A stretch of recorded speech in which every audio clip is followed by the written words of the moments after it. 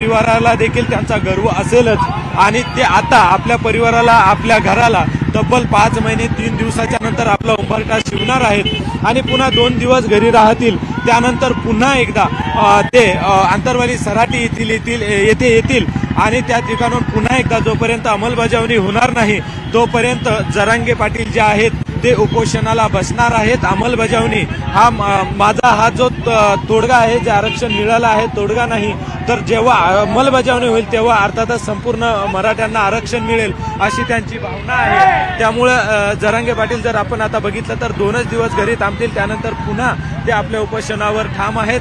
मात्र एकूणच संपूर्ण जो मराठा बांधव आहे, मराठा समाज आहे, त्यांचा आनंद आपल्याला या ठिकाणी दिसून येतोय। मोटरसायकल रॅलीच्या माध्यमातून ते आपल्या जरांगे पाटील यांना जो संघर्ष योद्धा त्यांना मानतात त्या संघर्ष योद्ध्याला त्यांच्या घरापर्यंत मोटरसायकल रॅलीच्या माध्यमातून सोडवत आहे। त्यांच्या घरापर्यंत ही संपूर्ण मोटरसायकल रॅली जाणार आहे आणि एकूणच जरांगे पाटलाप्रती हे समाजाचं प्रेम आपल्याला या ठिकाणी दिसून येत आहे।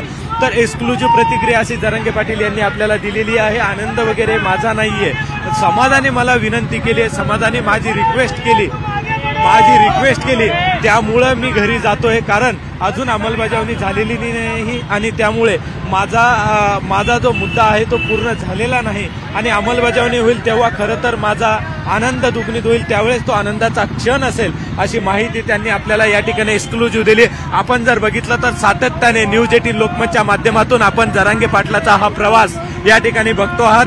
हा संपूर्ण 5 महिन्याचा प्रवास आहे, कारण त्याला अर्थही तसाच आहे।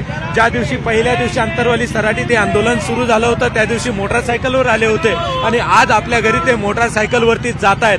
तो संपूर्ण प्रवास आपण न्यूज 18 लोकमतच्या माध्यमातून बघता आहात आणि न्यूज 18 लोकमत एक्सक्लुझिव्ह कव्हरेज आपल्या प्रेक्षकांपर्यंत पोहोचत आहे। प्रेक्षकांना देखील हा संपूर्ण प्रवास घरी बसल्या अनुभवता येणार आहे।